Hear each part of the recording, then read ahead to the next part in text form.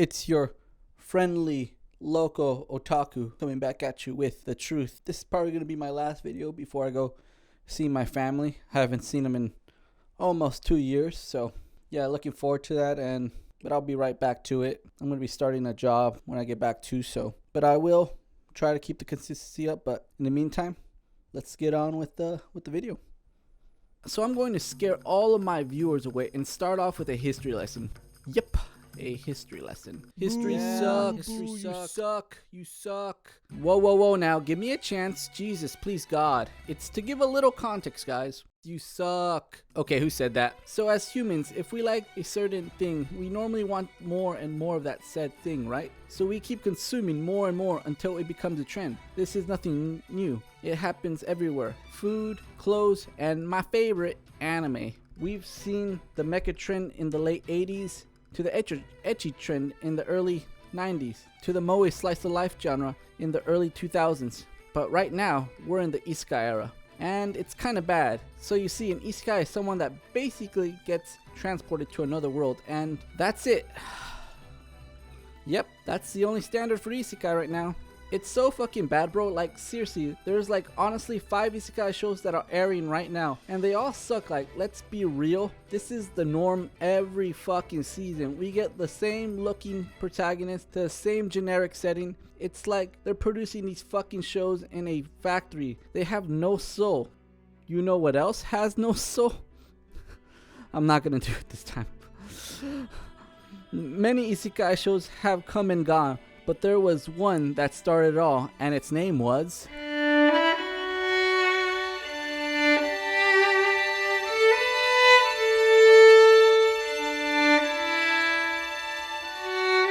Mushoku Tensei. Is a show that many call the grandfather of Isekai, and for good reason. It starts many of the Isekai tropes we know today. Everyone knows Truck-kun. Well, you can thank Mushoku Tensei for that. It's funny I'm saying that now, but many authors in the future would take Mushoku Tensei's ideas and interpret it like this.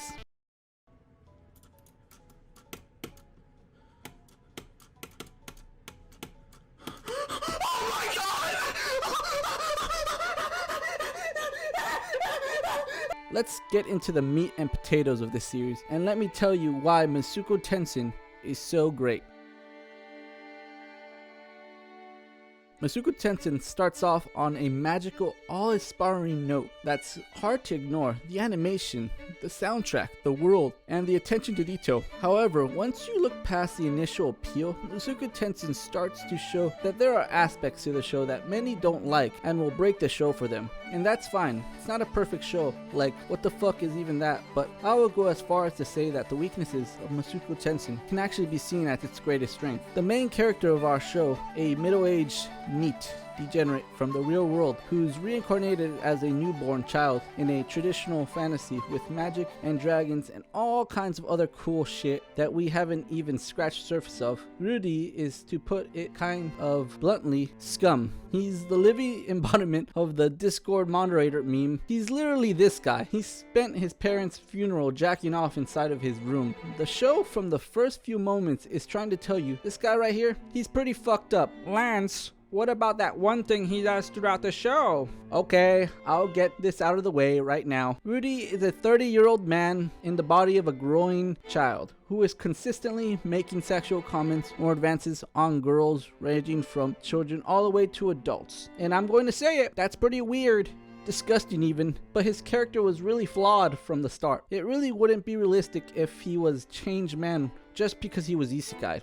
And this here is where a lot of people would just stop watching and move on to something else. But let me tell you this, Mushoku Tensei isn't afraid of flawed characters. One of the main themes of Mushoku Tensei is redemption and growth, because without all these, all we would have is flawed characters. You see, throughout the show, Rudy is having to overcome his trauma from his past over and over again. His actions in the show have real consequences, not only for himself, but for others as well, and I really like that about the show. What I also like about Rudy is that he is presented with 2 options. 1, he could turn away the people that try to help him in his old life, or 2, get off his ass, learn some spells, and become someone he can be proud of, which he does. This right here is the focus of the first 12 episodes of Mushoku Tensei: redemption, growth. But there are way more characters that you'll probably fall in love with in this show. This is Eris. In episode 1, she was your standard tsundere character, but as the show progresses, she has to find herself. You can see that she cares for Rudy, and by the time the show is done, she feels like a different character for the better. Growth.